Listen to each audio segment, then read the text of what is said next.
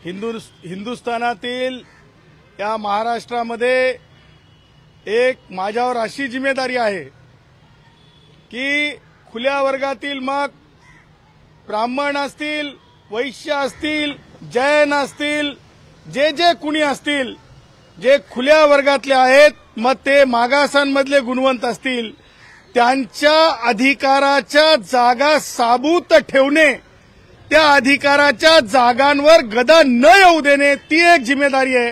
त्यासोबतच जे मागास, खरे मागास आहेत, म्हणजेच जे लोहार भाऊ असेल, घिसडी भाऊ असेल, जे दगड फोडत राहते, लोहार भाऊ असेल की तळपत्या उन्हामध्ये घाम गाळत लोखंडाला धार करत असते, मग तो वडार भाऊ असेल, मग तो सुतार भाऊ असेल, पटाशी घेऊन आपलं काम करत असते, मग तो नावी भाऊ असेल, तो कष्ट करत राहतो, मग तो मसनजोगी भाऊ असेल, मग तो मंदिरवाला भाऊ असेल, मग तो वेगवेगळे जे जात समूह आहेत, जे म्हणजे जे कष्टाच्या आधारे मागास सुद्धा आहेत, सामाजिक मागास आहेत, त्यांच्या जागा, त्यांची गुणवत्ता एका विशिष्ट स्तरावर आणण्यासाठीची भारतरत्न डॉक्टर बाबासाहेब आंबेडकरांच्या विचाराचं जे संविधान आहे, जे प्रभू श्री रामचंद्राच्या समानतेच्या आधारावर, नीतीच्या आधारावर सामान्य हिंदुस्थानाला न्याय देण्यासाठीच आहे,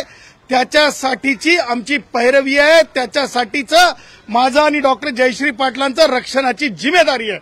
म्हणून मला आज असं सांगायचं आहे की माझे मराठा भाऊ जे म्हणजे ईडब्ल्यूएसच्या आरक्षणाचे लाभदायक आहेत, ते लाभापासून कोणी त्यांना वंचित करण्याच्या दृष्टीनं उभारलेलं हे आंदोलन होतं असं मी समजतो। परंतु आज जर आपण जे नोटिफिकेशन पाहिलं तर ते नोटिफिकेशन नोटीस आहे आणि म्हणून एकूण सगळ्या बाबींना सोबत घेऊन माननीय उच्च न्यायालयामध्ये लवकरात लवकर म्हणजे काय काय चालू आहे मागास आयोगापासून ते अधिकारांच्या रक्षणापर्यंत या सगळ्या गोष्टींसाठी जे आहे लवकरच न्यायालयाचं दार ठोठावण्यात येईल। तुम्ही परत कोर्टात जाणार, पण कोणत्या मुद्द्यावर? तुम्ही आता जसं बोललाय की हा अध्यादेश नाही तर ही नोटीस आहे, तुम्हाला म्हणायचं काय की मराठ्यांच्या तोंडाला तारा पुसती आहे, ईडब्ल्यूएस मध्ये त्यांचा समावेश दूर झालाय?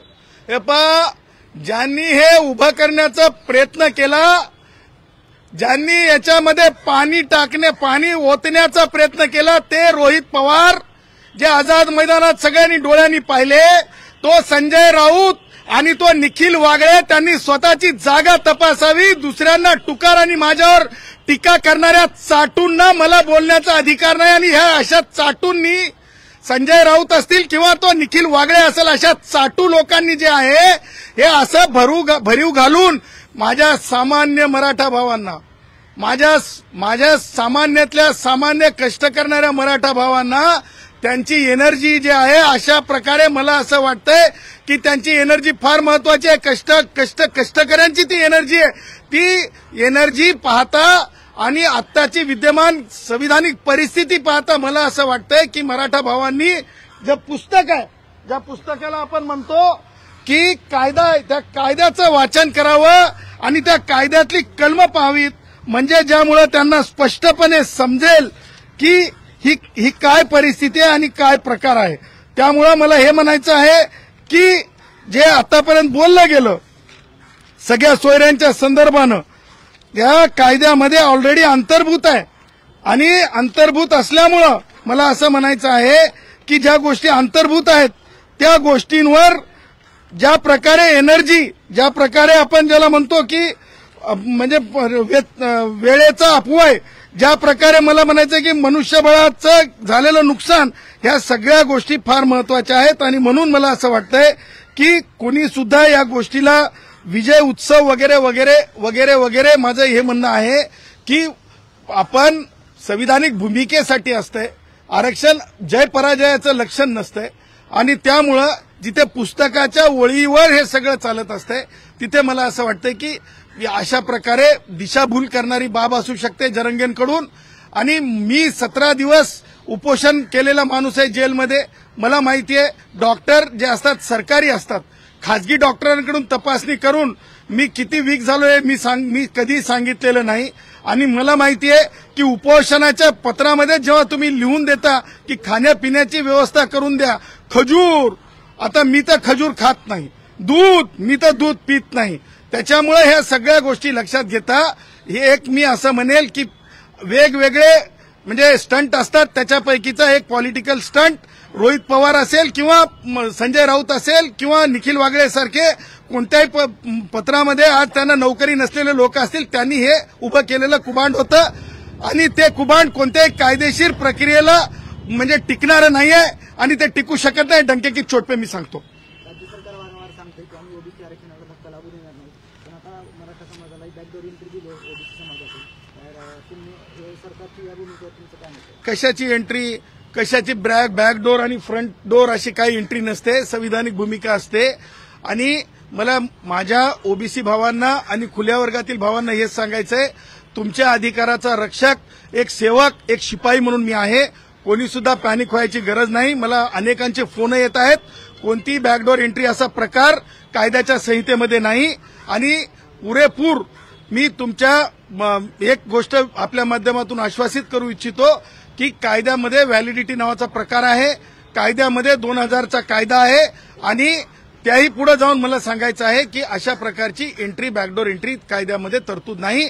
आणि माननीय मुंबई उच्च न्यायालयाच्या औरंगाबाद म्हणजे आता छत्रपती संभाजीनगर खंडपीठाने माननीय न्यायमूर्ती BH मार्ल्यापल्ले साहेबांनी स्पष्टपणे डिसिजन दिलेला आहे की कुणबी भाऊ जे मराठवाड्यातले आहेत ते कुणबी भाऊ हे मागास कुणबी नाही आहेत, हे स्पष्टपणे सांगितलेलं आहे. तो कायदा आहे आणि मला असं वाटतंय की सरकार असो किंवा जरंगे असो हे कायद्यापेक्षा कोणी सुद्धा मोठे नाहीत. त्याच्यामुळे डंके की चोट पे फक्त चर्चा होऊ शकते, अशा प्रकारच्या नोटिसेस दिल्या जाऊ शकतात, परंतु कोणत्याही प्रकारे कोणीही अधिकारी जे आहे अगोदर मार्लापल्ले साहेबांची जजमेंट बघेल आणि त्याच्यानंतरच सर्टिफिकेट. मला सांगा, कालपासून जरंगे बोलत होता, काय बोलत होता की म्हणत होता की 37 लाख प्रमाणपत्र वाटण्यात आले. मला सांगा, तुम्ही 3700 प्रमाणपत्र सुद्धा दिले जाऊ शकत नाहीत. हे 37 लाख प्रमाणपत्र माननीय सर्वोच्च न्यायालयाचा जो पहिला निकाल लागला म्हणजे SCBC म्हणजे ओबीसीच्या संदर्भात ते प्रमाणपत्र आहेत. त्याच्यामुळं दिशाभूल करून घेऊ नये आणि अशा प्रकारच्या स्टंटबाज आंदोलकांना मला वाटतंय की फार जास्त त्याच्यावर बोलून वेळ वाया घालण्याचं काही कारण नाही. सगळे सोयरे दिशाभूल करणारी माहिती मराठा आंदोलकांना दिली आहे. जरंगे पाटलांचं ज्ञानच काय मला माहिती नाही. जरंगे पाटील कोणत्या लॉ कॉलेजमधून पास झालेले आहेत किंवा जरंगे पाटलांनी कोणत्या विषयात डॉक्टरेट केलेली आहे किंवा जरंगे पाटलांनी कोणती याचिका दाखल केलेली आहे. हा, मराठा समाजामधले अनेक विद्वान लोकही आहेत, त्यांनी म्हणलं तर वेगळी गोष्ट आहे. विनोद पाटील असतील किंवा दत्ताभाऊ पाथरीकर असतील, ही मोठी माणसं आहेत, त्यांनी म्हणलं एखाद्या वेळेस तर मी समजू शकतो. परंतु जरंगे काय म्हणताय याच्यावर तुम्ही पत्रकारांना म्हणजे काय म्हणतात ते TRP मिळू शकते, परंतु आमच्यासारखी कायद्याचं पुस्तक वाचणारी माणसं मात्र आमच्या मर्यादेत काम करणारी आहोत. तुम्ही म्हणताय नोटीस दिलेल्या, मात्र सगळे सोयरीची व्याख्या सरकार बदलू शकतो. अहो, ते ऑलरेडी अंतर्भूत आहे, ब्लड रिलेटिव्ह लिहिलेलं आहे. मी तुम्हालाच पर्टिक्युलरली आता वर दाखवलं की ब्लड रिलेटिव्हचा अर्थ काय. आजोबा कोण आहे, डिस्टंट रिलेटिव्ह आहे की ब्लड रिलेटिव्ह आहे. बाप कोण आहे, डिस्टंट रिलेटिव्ह आहे की ब्लड रिलेटिव्ह आहे. चुलत भाऊ कोण आहे, डिस्टंट रिलेटिव्ह आहे की ब्लड रिलेटिव्ह आहे. काही नवीन नाही, सगळं जुनंच आहे कायद्यातलं. त्याच्यामुळं हे जो कायद्याचा जो प्रकार आहे, ह्या कायद्याच्या प्रकाराला सूक्ष्मपणे अभ्यास केला पाहिजे आणि मला असं वाटतंय की याच्यामध्ये फार हुरळून कोणी जाण्याची गरज नाही. आणि माझ्या ओपनमधले भाऊ असतील ज्यांच्या जागा मी कमी होऊ देणार नाही, त्याचबरोबर ओबीसीतले भाऊ असतील त्यांनी सुद्धा चिंता करण्याची गरज नाही. संविधानाचं पुस्तक आपल्या सोबत आहे, असं काही गैर होऊ दिला जाणार नाही. आणि सरकारचं दायित्व आहे की कोणत्याही परिस्थितीमध्ये काही गैर ओबीसींसोबत असेल किंवा ब्राह्मणांपासून ते खुल्या वर्गातील सगळ्या गुणवंतांपर्यंत असेल, कुणासोबत सुद्धा गैर होणार नाही याची काळजी सुद्धा सरकारने घेणे आवश्यक आहे. पण जर मागणी सरकारनं कायदेशीर मार्फत जर मान्य केली तर इतर मागासवर्गीयांसाठी जी काही व्याख्या तयार केली आंबेडकरांनी, तिलाच काय अर्थ राहणार नाही. नाही, मला एक सांगा, कोणती व्याख्या. ब्लड रिलेटिव्ह अहो, या ऑलरेडी ब्लड रिलेटिव्ह म्हणजे काय, तुमच्या चुलत भावाला जर प्रमाणपत्र पाहिजेच असेल तर तुम्हाला अफिडेव्हिट देण्याची तरतूद आहे. ती तरतूदच आहे ना, कायद्यातच तरतूद आहे. तुम्हाला सांगतो खासरा पाणी असेल, तुम्हाला सांगतो ती ऑलरेडी तरतूद आहे. नवीन काय, मला नवीन फक्त दिसलं की एक गोष्ट तर मी म्हणजे खुल्या अंतकरणानं मान्य करतो आणि तुम्ही मान्य करायला पाहिजे आणि जरंग्यांनी मान्य केली पाहिजे की माननीय उच्च न्यायालयामध्ये कायदेशीर प्रक्रिया पूर्ण केल्याच्या नंतर जे प्रतिबंध घालण्यात येतात ते पाळावेच लागतात. नवी मुंबईत थांबावं लागतंय, मुंबईमध्ये येताना विचार करावा लागतं. ह्या सगळ्या गोष्टी ज्या आहेत कायदेशीर आहेत, संविधानिक आहेत. त्याच्यामुळं प्रत्येकाला कायद्याच्या चौकटीत राहावं लागेल, तो मग कोणी किती मोठा जरी असला तरी. धनगरांचा प्रवर्ग बदलण्याच्या मागणीला तुमचा पाठिंबा आहे का? हा? धनगरांचा प्रवर्ग बदलण्याच्या तो मागणीला विषयच आणखीन चर्चेला आलेला नाही, त्याच्यामुळे नो कॉमेंट्स. आज घडीला ओबीसी आरक्षणाला कसलाही धक्का लागलेला असं गृहीत धरू शकतो. अहो मला सांगा, माननीय उच्च न्यायालयाच्या औरंगाबाद खंडपीठाने 226 या आर्टिकलच्या संविधानिक अधिकारामध्ये दिलेला निकाल आजच्या नोटीस सुपरसीड करू शकते का? मला सांगा, उच्च न्यायालयाचा निकाल वरती आहे की तुम्ही काढलेली नोटीस वरती आहे? सिंपल गोष्ट आहे. थोरात विरुद्ध महाराष्ट्र शासन त्या केसचं नाव आहे. माधुरी पाटील विरुद्ध कास्ट स्क्रुटिनी कमिटी ठाणे या केसचं नाव आहे. त्याच्यामध्ये दिलेले 10 डायरेक्शन्स आहेत, ते तुम्ही टाळू शकता का? कोणी टाळू शकत नाही. एकही प्रमाणपत्र त्या चुकीच्या पद्धतीने दिलं जाऊ शकत नाही. माधुरी पाटीलची जजमेंट ही कंकरंट आहे. आणि डॉक्टर जयश्री पाटील विरुद्ध महाराष्ट्र मुख्यमंत्री याच्यामध्ये काय काय लिहिलंय माहितीये तुम्हाला? मी काल 5 वाजेपर्यंत सकाळी अभ्यास करत होतो, सोमवारची तयारी करत होतो. सुकरेंच्या बाबतीतला निर्णय असेल किंवा सुकरेंचे घेतलेले निर्णय असतील ते उच्च न्यायालयात नेणे आणि आजची विद्यमान परिस्थिती उच्च न्यायालयात नेणे. त्याच्यात काय सांगितलेलं आहे?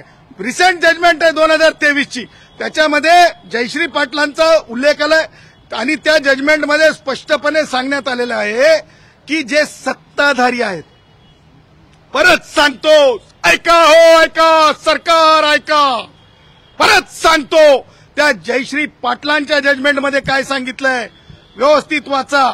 जयश्री पाटलांच्या जजमेंटमध्ये सांगितलंय ज्यांच्याकडे सत्ता आहे, ज्यांच्याकडे राजकीय पद आहेत, त्या समूहाच्या बाबतीमध्ये जे आहे आरक्षणाचा विचार ज्यांच्याकडे मेजॉरिटी पद आहेत त्यांच्या बाबतीमध्ये करणं किती योग्य आणि किती अयोग्य हे स्पष्टपणे सांगितलेलं आहे. तेव्हा आजही तुम्ही बघा किती टक्के IAS अधिकारी आहेत, किती टक्के IPS अधिकारी आहेत, किती टक्के क्लास 1 ऑफिसर आहेत, किती टक्के जे आहेत मंत्रालयामध्ये विखे पाटलांसारखे मंत्री आहेत. त्याच्यामुळं सत्ता कोणती असो, विखे पाटील मंत्री असतात की नाही सांगा. त्याच्यामुळं सांगायचं तात्पर्य हे आहे की अशी व्यवस्था असताना इव्हन मागास जाहीर करता येत नाही, हे सुद्धा न्यायिक दृष्ट्या आर्टिकल 144 भारतीय संविधानाच्या नुसार कंकरंट फाइंडिंग आहे. कंकरंट डायरेक्शन म्हणण्यापेक्षा मी म्हणेल कायदा आहे आणि तो कायदा सरकारला मानावा लागेल. आणि सेवानिवृत्त न्यायमूर्ती सुकरेंना मी परत सांगेल की त्यांनी जो रेफरन्स स्वीकारलेला आहे तो रेफरन्स त्यांनी सरकारला वापस पाठवावा अशी माझी त्यांना विनवणी आहे. आता याला तुम्ही आव्हान देताय. मुद्दा स्पष्ट करा. तुमच्या बोलण्यात तुम्ही एक मुद्दा उल्लेख केलाय की नोटिफिकेशन नाही, म्हणजे हा अध्यादेश नाही तरी नोटीस आहे. मला एक सांगा, अध्यादेश व्हायचा असेल तरी नोटीस जारी करायची, हेच तर आहे. ऐका ना, हा बरोबर. हो, आता जर का ती प्रोसेस यांनी सुरू केलेली आहे, आणखी अध्यादेश होईल, परावर्तित होईल, अशा प्रकारचा ॲश्युरन्स सुद्धा मुख्यमंत्र्यांनी व्यासपीठावर दिला आहे, तर मग त्यावर विश्वास ठेवला पाहिजे ना. शेवटी राज्याचे प्रमुख आहेत मुख्यमंत्री, त्यांच्यावर मग मनोज जरांगे पाटील यांची फसवणूक झाली असं कसं म्हणताय? ज्येष्ठ पत्रकारांनी ती नोटीस उघडल्याच्या नंतर पहिला पॅरेग्राफ वाचा. पहिल्या पॅरेग्राफमध्ये कोणत्या अधिकारांचा वापर करण्यात आलाय तो नंबर बघा. तो नंबर थेट अधिकारवाणी तुम्हाला नोटिफाय करण्याचे अधिकार देते. परंतु BH मार्लापल्ले सन्माननीय न्यायमूर्ती यांचा निकाल थोरातांच्या केसमधला नोटिफिकेशन काढू देऊ शकत नाही, कारण ते मर्यादा आहेत. अगोदर ती ऑर्डर चॅलेंज होऊन सेट असाईड जोपर्यंत होत नाही तोपर्यंत माझ्या मराठा भावांना मराठवाड्यातल्या कुणबी म्हणून, मागास कुणबी म्हणून प्रमाणपत्र देता येत नाहीत. नोटीस आहे. थोडक्यात स्पष्ट करा की सरकारनं मनोज जरांगे पाटील यांना आश्वासन देताना कंटेम्प्ट ऑफ कोर्ट करायची जरूरत केली आहे. सगळ्यात अगोदर तर मला हे म्हणणं आहे की जरांगेंनी स्वतःच कंटेम्प्ट ऑफ कोर्ट केलेला आहे, कारण सर्वोच्च न्यायालयाचा निकाल असताना आणि एकूण फाइंडिंग्स कंकरंट असताना ज्या प्रकारे आंदोलन करून म्हणजे काल मला नवी मुंबईतूनही लोकांचे फोन आले, आपणही पाहिलं ज्या प्रकारे त्रास द्यायचा हेतू होता तो अशुद्ध हेतू होता. आणि क्लीन हँड जर असतील तरच कायदा सपोर्ट करते, क्लीन हँड नसतील तर कायदा सपोर्ट करत नाही. याला आता तुम्ही आव्हान देणार हे? अहो सोमवार येऊ द्या, लोकांना आपापल्या घरी जाऊ द्या शांत चित्तानं, सोमवारची वाट बघा. दुसऱ्या बाजूला जर पाहायला गेलं तर ह्या आरक्षणावरून तुमची सिक्युरिटी आहे ती वाढवण्यात आलेली होती. यानंतर आता मनसे टीका करते की दर महिन्याला 20 लाख रुपये खर्च तुमच्या सिक्युरिटी होते. सरकारचे जावं आहेत काय अशा शब्दात टीका करते. ते काय जावं येत काय, ते कॅमेरे लावलेत, ते ह्याच्यावर किती खनखन खनखन खटखट खटखट खट नोटा मोजल्या चालल्यात, हे बघण्याला ते कोण आहेत? त्यांचा राज ठाकरे काय मालक झालाय का? राज ठाकरेचं कर्तृत्व काय, राज ठाकरेची पार्श्वभूमी काय, असं बोलायला गेलं तर खूप बोलू शकतो. आज तो वेळ नाही, आज तो विषय नाही. त्यांनी टोल नाके बघावे आणि टोल नाक्यावरले किती पैसे मोजले चालले ते बघावे. त्यांनी सरकारला शहाणपण शिकवण्या एवढं आणि माझ्यावर टीका करण्या एवढे ते मोठे नाहीत. 1 to 1 राज ठाकरे सदावर ते येऊ द्या. मी सांगतो, कोणी कार्यकर्ते छोटी छोटी माणसं बोलत असतील तर त्यांच्यावर मी रागावणार नाही. तुम्ही याचिका केली होती, तुमचा एकंदरीत विरोध होता या एकंदरीत जरांगीच्या मागण्या, पण मागण्या पूर्ण मान्य नाही झालेल्या दिसत आहेत एकंदरीत आपण बघतोय. तर आता तुमची नेमकी भूमिका काय आहे? बघा, मागण्या कोणत्या हो? मागण्याला काहीतरी संविधानिक आधार लागत असतो. माझा मराठा समाज जो आहे ना, तो सामाजिक मागास नाही. आणि खजूर खाऊन दूध पिऊन माझ्या स्वतःच्या डॉक्टर, अहो मला हे सांगा, मी तर नाही खात. माझ्याकडे कोणी डॉक्टर तारक नाही. माझ्याकडे तर सरकारी डॉक्टर होते, आपण सगळ्यांनी बघलेले आहेत. त्याच्यामुळे मला हे म्हणायचं आहे की अशा प्रकारे बघा, लक्षात ठेवा, सत्य टिकतंय, दूध का दूध पाणी का पाणी. थोडं थांबा, सगळ्यांच्या लक्षात येईल काय होतं आणि काय नव्हतं. ओबीसी आरक्षणाच्या बचावासाठी तुम्ही न्यायालयीन लढाई तर लढणार आहात, पण वेळ पडली तर रस्त्यावरची लढाईला तुमची तयारी आहे? काय गरज आहे? अत्यंत संविधानिक पुस्तकावरला आधार आहे. मला काय एक म्हणजे काहीतरी मिळवण्यासाठी काहीतरी आटापिटा. मला 2च लेकरं आहेत आणि मी स्मॉल फॅमिलीवर विश्वास करणारा माणूस आहे. मी काय बाबा, मी जन्माला काही 4-5 लेकरं घातलेले नाहीत. जरांगे संपूर्ण राज्यातील लेकरा बाळांचा विषय मानतात. स्वतःचा बी आहे ना त्यांचा, त्यांचे बी तर लेकरं शिकायचे 4ही लेकरं. पण ते तरतूद आहे का? त्या कायद्यामध्ये तरतूद आहे का?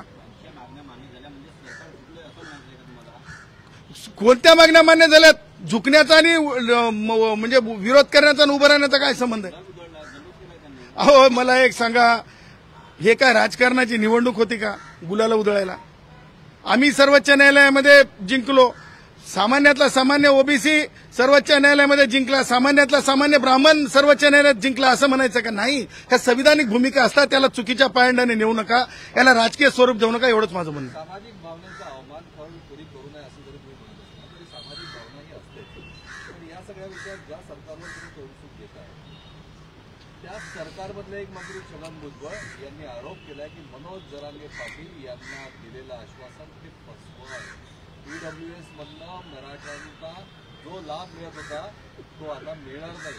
कायद्याच्या अभ्यासकात, संविधानाच्या अभ्यासकात, आरक्षणाच्या आभ्यासकात छगन भुजबळ यांच्या आरोपामध्ये तथ्य आहे. काय सांगाल? नाही, भुजबळ साहेबांनी जे सांगितलंय की ईडब्ल्यूएस पासून मराठा समाज वंचित होत आहे, जिथं 10% जागा स्पष्ट होत्या त्या जागांपासून मराठा समाज वंचित होत आहे, हे काही वेगळं सांगण्याची गरज नाही. आणि राहिला प्रश्न ओबीसी मधून मला सांगा, प्रमाणपत्र कसे मिळणार?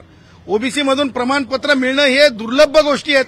कारण म्हणजे भुजबळ साहेबांनी थोरातांची जजमेंट जर वाचली तर एकही तहसीलदार, मला सांगा कोण तहसीलदार आहे आज? मला सांगा, जे जरंगेंच्या बाबतीमध्ये तुम्ही चॅनलवाल्यांनी मुलाखत घेतली, विभागीय आयुक्त छत्रपती संभाजीनगर, 35व्या सेकंडला त्यांनी काय सांगितलं? परवाच्या दिवशी त्यांनी सांगितलं की 32,000 नोंदी.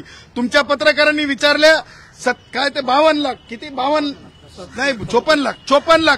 त्याच्यावर त्यांनी काहीच बोलले नाही. कारण त्या ज्या नोंदी आहेत त्या एकूण जे महाराष्ट्रातले जे खरे म्हणजे मागास एसईबीसी आहेत, कुणबी आहेत, त्यांच्या संदर्भातले आहेत. त्याच्यामुळं मला असं वाटतंय की राजकारण्यांनी राजकारण करावं, परंतु म्हणजे संविधानिक विषयाला घेऊन आणि खास करून म्हणजे याच्या बाबतीमध्ये, आरक्षणाच्या बाबतीमध्ये गलिच्छ राजकारण करू नये. सगळ्यांची जिम्मेदारी आहे. माझ्या मराठा भावांनी सुखरूप आपल्या घरी जावं, कारण ते सुद्धा माझा श्वास आहेत. आणि हेच म्हणेल की ह्यापुढं पुस्तक वाचाल तर वाचाल, नाहीतर चुकीच्या मार्गानं चुकीच्या मार्गानं वेळाचा अपव्यय, चुकीच्या मार्गानं स्वतःला त्रास करून घेणं आहे. या व्यतिरिक्त जरंगेच्या आंदोलनात फार जास्त आहे असं मला वाटतं. सर, तुमचं हे आवडतं सरकार आहे, अनेक निर्णयाला तुम्ही पाठिंबा दिलेला आहे. हा निर्णय तर सरकारनंच दिलेला आपल्याला पाहायला मिळतंय. मग नेमकं चुकीचं कोण? सरकार चुकीचं की? एक लक्षात ठेवा, सरकार मायबाप असते. जरंगेंनी काय सांगितलं? सगळे सोयरे. तुम्ही स्वतःच वर होतात, मी तुम्हाला पुस्तकातली व्याख्या दाखवली. सगळे सोयरे जवळ, सगळे सोयरे आणि ब्लड रिलेटिव्ह याच्यात काय फरक आहे? ब्लड रिलेटिव्ह असेल तरच सगळा सोयरा असते. त्याच्यामुळे मला असं वाटतं, मला चुकीचा मराठी म्हणजे याचा शब्द वापरायचा नाही आपल्या गुराखी भाषेतला, कारण मी गुराखी साहित्याचा अभ्यासक आहे. त्याच्यामुळं म्हणजे कडीला ऊत वगैरे मला म्हणायचं नाही.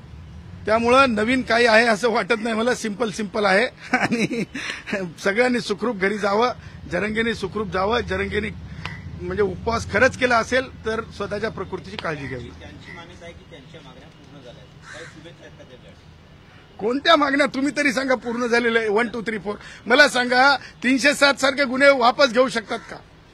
मला सांगा 307 सारख्या गुन्ह्याला रिपोर्ट फाईल केला जाऊ शकतो का? मला सांगा पोलिसांवरील म्हणजे हल्ले याच्यावरले गुन्हे मागे होऊ शकतात का? मला सांगा सर्वोच्च न्यायालयाने एसटी महामंडळाच्या बसेस फोडलेल्या बाबतींमध्ये काय निर्देश आहेत? कोणाच्या खिशातून पैसे वसूल करायचे? मला सांगा माझ्या गाडीचे काच फोडले ते पैसे कोणाच्या खिशातून वसूल करायचे? हे सगळे पैसे जो माणूस आंदोलनाची घोषणा करतो, जो माणूस आंदोलनामध्ये सहभागी होतो, ह्या सगळ्यांकडून वसूल करायचे. मला नाही वाटत की त्याच्यातले कोणते गुन्हे वापस होऊ शकतात. मला नाही वाटत की मान्य मुंबई उच्च न्यायालयाच्या मार्लापल्ले साहेबांच्या जजमेंटच्या नंतर सरकारचं हे काय नोटीस काय ते टिकू शकते. त्यामुळे मला तुम्ही सांगा की कोणती मागणी 37 लाख कोणते कुणबी मराठा आहेत त्यांना मिळाली का सांगा मला तुम्ही. हां बोला. हो, सोमवारी इत्थंभूत सगळी गोष्ट आपल्या समोर येईल. थोडी वाट बघा. तुम्ही न्यायालयात सोमवारी जाणार आहे का? आणि भुजबळांनी जी बैठक बोलवली आहे तुम्ही त्याच्यात सहभागी होणार का? ओबीसी नेत्यांशी तुम्ही चर्चा करताय?